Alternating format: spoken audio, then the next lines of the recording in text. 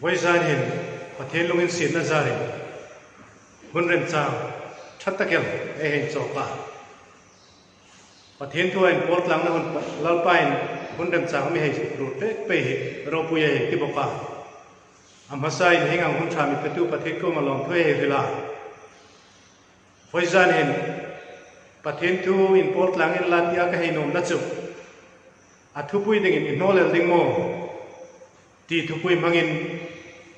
import langin la cái hình mà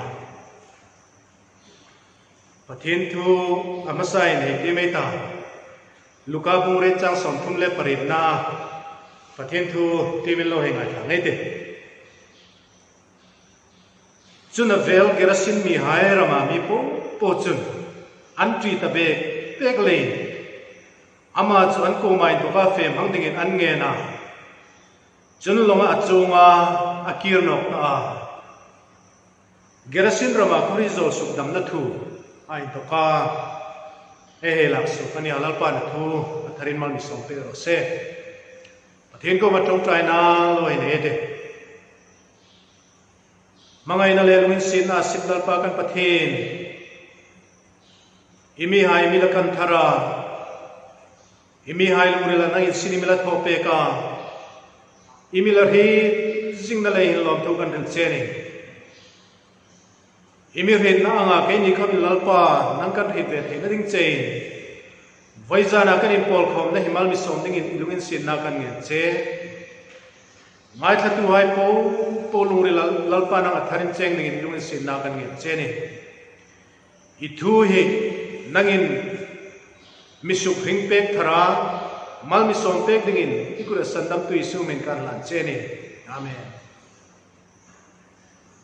pathen tu he tim lang na in tok khan gerasin ramami khorizo sukdam na thu ania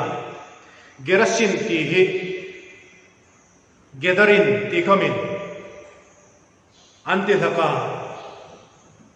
jordan ral saktinga decapolis laya khu pakhat ani anmiti pe ka he gedarin ni arama thaem emela achat lei chu mani ding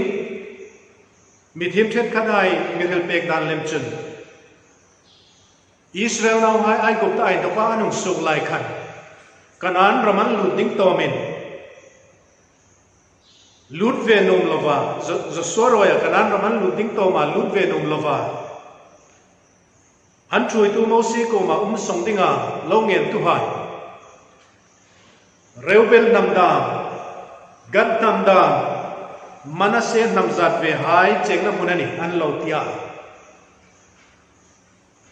hi munahin an sui pe dan lem chun khorian tam emelan tin na khori tam na munani an lo tia tu lai hin khori ti tu hai ta ding chun chi hilai muni na chin no ani mel no khopelani isu le in chuk tir hai til ra na nung kai char chun hilai mun gedarin hian hung tlunga chuchuta ka chun khorizo pakhata lo uma chuchuna lovin tu puya ama hi ei rin lar dan ei rin dan chun isu in anina andon than aminga hila noya tin chule chuna mai no lovin tu puya ama cha hoi emela khomi hai khomin anti te emela aku makom ngam lovin le namuna hai khom ngam lovin khai dit khominan lo thung lakani sin la kaman lo thung ne ngai no a khai dit chu asuk tan peya khosunga kom ngai no mi thi phum na hun than mul hai dam chu khosa rolling ring tak takila kheng ra laka ama lema an suk popa triu takinan sim lakani chulai chun amuna hin mi khaman feng am ngai noa ama cheng na huna chun mi khaman feng am ngai noa triun taka in sim lakani lei khan kangai to tu lai hin ei than mul hai na ma angang hi ve sin la chu ấy than mùa hai con hi upon lang no de well no ti mani on ti dam ka ngai to a Isu ama chana mu charin rolling ring takina kheka a khekel khomchu ditong lovin amma chuna bok khupa Isu pathina chung nu tak naw pa kele nang in engamin zona ai na ya misoi salu nor ka ngen cheni in bok khubin Isu Krista mabula chu angen in lo ngen mol molel voizan hin nang le kei hin ei zui Isu Krista ei hi ching am o ti hi ei ngai tu dinga kai dit bek bekel ani ei zui lai Isu Krista hi khori ha in chan nir an ri ne emela Isu ani ti an ri ta pathin achung nu tak naw pa ani ti khom an ri ta nang le ke hin pathin achung nu tak naw pa ani ti ei ri sa ve dim ti dam ka ngai twa Isu chu pathin achung nu tak naw pa an ri ta ei tu lai khovela Krista zui tu hai hin ka hi ti lu mani ei tu lai ya thang thar khovela Isu Krista nu zui tu hai hin Isu ei ri na hi ei hei ngai tu kir chun pathina chung nung tak naw pa ani ni ti hi ei ri sa ding ka hei hi bek bekala khori hai chanan ri leinan tri emela amabula an ngir ngam noa an bok khupa akola thilan ril dingani khomin ange ni nan ngen molani ti ei huwa Krista ei ti dan hi hei sui no kai dile hein en ching no kai di Krista ei ti dan hi kei chuna hun to patino ni ei tu lai rama Krista ei ti dan hi ei ti hun to no patia athungai chang si lovin mani num zo zong tho jing kumin Krista ei ti lak hi chu ti dan ding in dik tak pa chu ani karing no khopelani khori hai chu Isu Krista chu pathin naw pa ni ti an frita pathin in khovel to khale an ni chu ala hem ding ani ni ti khoman he chinga tu ta chu ma khom hin an hen tu pui hin an ni hem dinga hung ni tang e ti ti ring dan an ne ya ngai dan an nei lein a mel khom en ngam lovin a mapula chunan bok khupa ange ni nan nge na soi salo dingin an nge na ni Isu Krista nung zui tu kani ein tia voisunin an nung ei zuya rongbol na kum na sa takin ma ei la ka ami rokel chu ring tu khovelai nei hei na ring tu kani ti khovelai nei hei en chet chun chu nawin apa anum da tana ahlema amabula thang dewa dan ang hin Isu Krista chu ei zu yamani ding o ti hi ngai tu theino mani chu lei chun ei hei en dong wang chun nawin apa ale mang me ya min tan tu Krista ei zu yal lak naram hi ka ngai tu chang chun ei zui pa hin ing tinam mingai ti o ti ka ngai to phong chang ta ni nang ko min ei ngai to sin la izui Isu Krista kan ing tinam ngai ti cha ei ri ching tong no mani ding ei long na ding ani phot chun I khomina mital te ngai no ei po thleng to pela ta kani chung ang thing nu na chun Krista ei hei zui hin ai zui tak pa hin ing tinam mingai ti a ti chu question ro pui takel hi taka question ro pui takel huin rinon lak chani heching in la chumo voisun hin amabula engir chang amabula engum chang in ei lang chang hin ei pun hoi ti lai chu thongam no to pe ti hi khrit jing sa ni ing lấy mà ai tin ni chun ama chu ing kim chunga thu nei tu ing kim chunga lalania khem nakom pe thei tu ania khoriai chen khom na ki hun to pa chu ala hem tingani ni ti chu ama chu thu nei tu ani ni ti he khrit lein amma pula chu ei pun noi ti lai ei thong ang chu ring om non nisila khom nawin apa alem ang mei me ya Isu Kristai ei lo zui lak na ramahin hi ta ke ei ring na ring tu kal choi na dun atla noi lakani tir ko Peter chun azui la Isu a rit jing emela Isu Kristai nang nin tuam kani in mitia ati khan tir ko Peter chun nang chu pathen ring naw pa chu ini ai ti khan Isu in tinamatana ti sa le ti seninan rit cheni noa kapa banami nan rit le cheni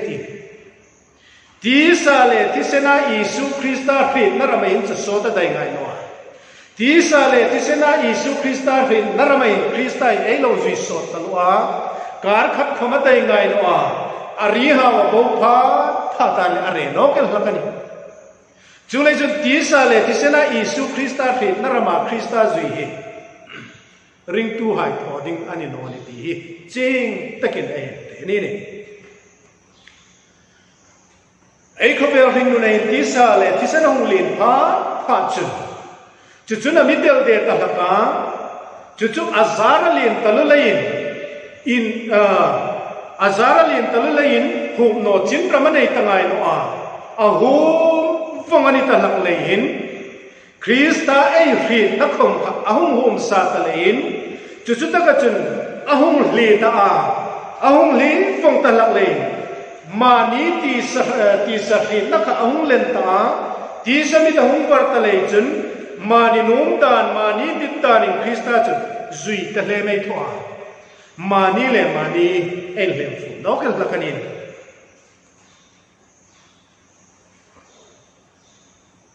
voizani Krista he ching tu hai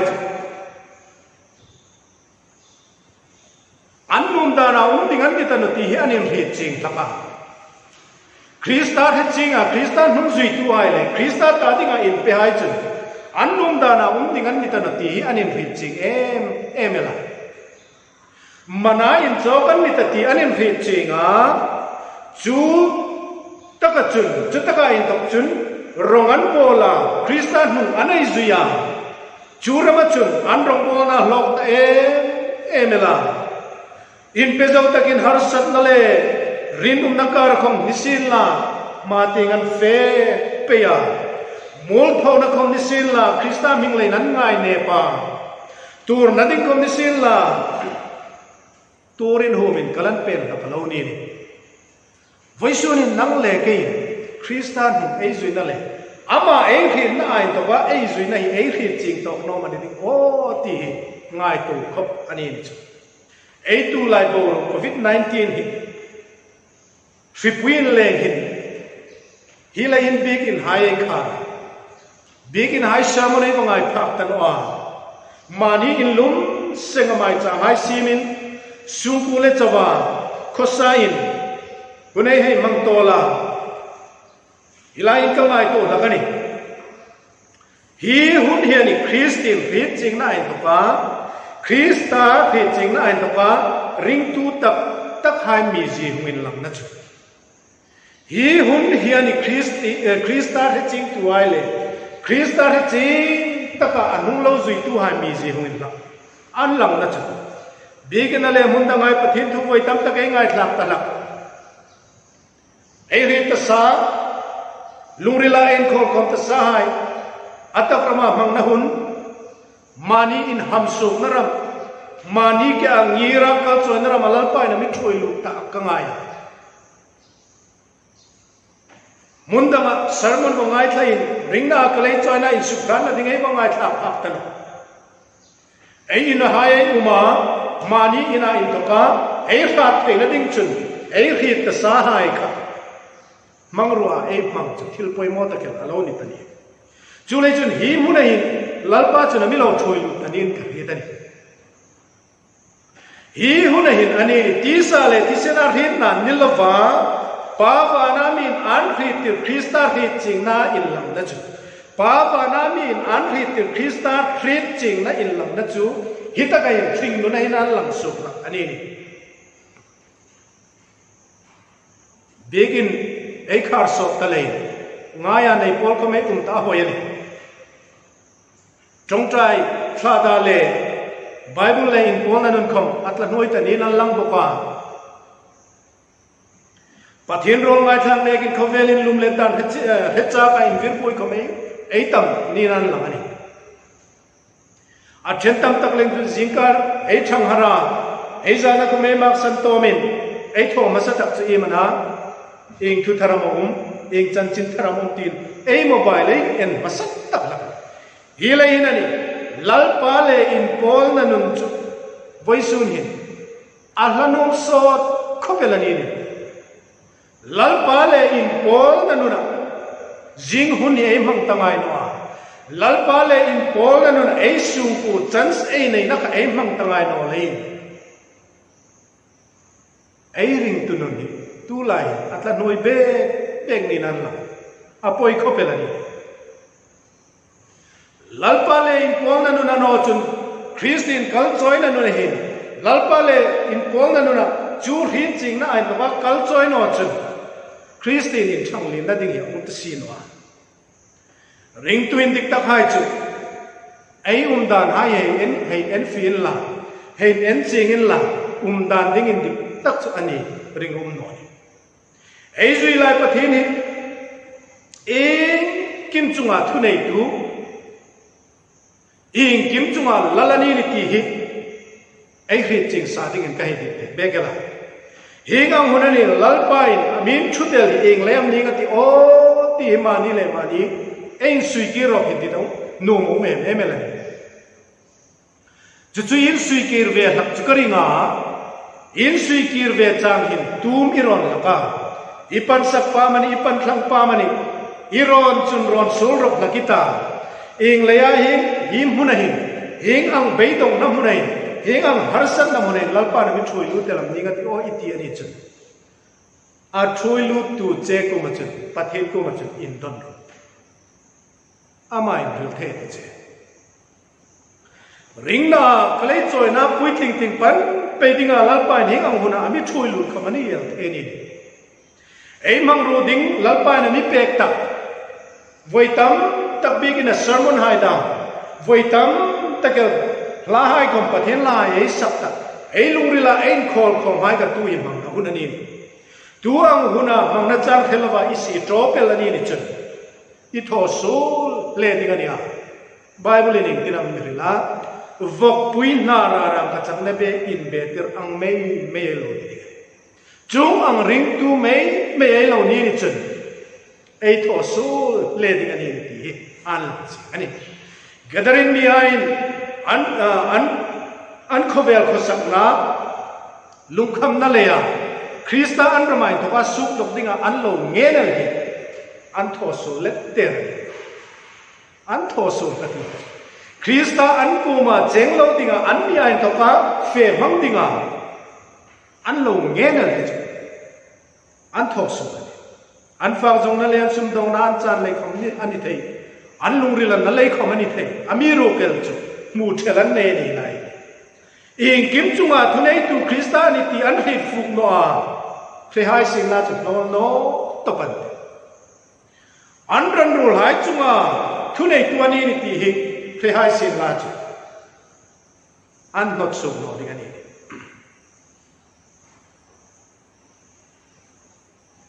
muding tak mulawin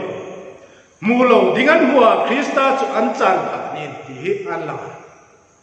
chule chun tak sa khosak na ramdam fagle don bui pui na ramdam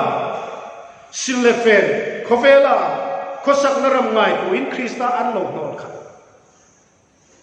khai po chunga thunei tu le ing kim chunga thunei tu ani ni ti khare ai sin la chu an nol dingana chulei chun mu lo dingan mua mu dingan mu no le khan Isu Krista an chan pha ni ei nu na Krista in pung na ding khovel khosam na lu kham na le in Krista chu nolin in tir ve palai ti in law khopelani mangai ding mangai lovin mangai lo ding mangai Krista cheng na in di tir da takin simple ti in law tak zet lalpai na mitin narama mating fe peitinga amitit narama hin kalpen theilek lovin kalchoi theilek lovin hun mangpalei ti in law mani lalpai na mitit naram pan theilawa ei mani ni chu ei ni hin Krista hi lalna achang matina ani dingani le hing hai po le harsan na beidong na taksakosak na khovel khosak na hausak na in lalna hai po ming chan na hai pumi hing hai le Krista chu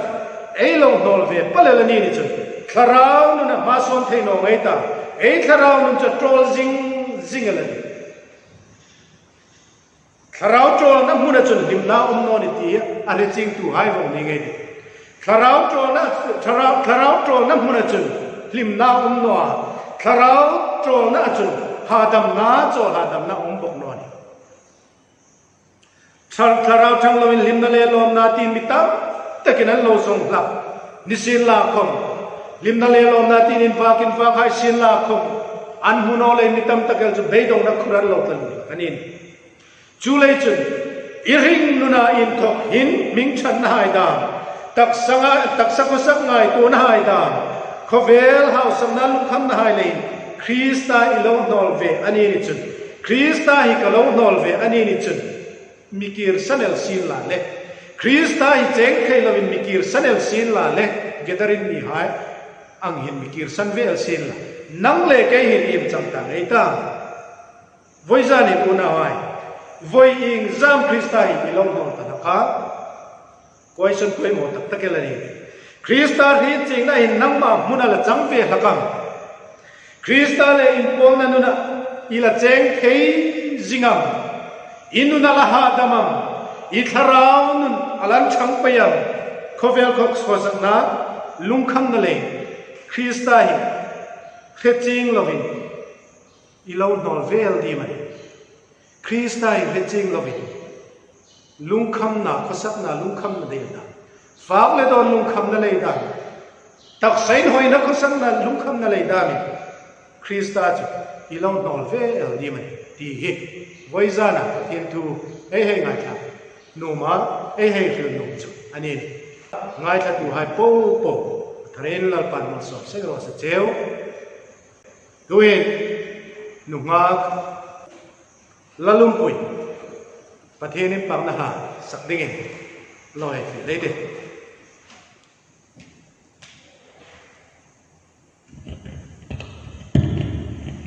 Pang la ko min landing pa mga ina.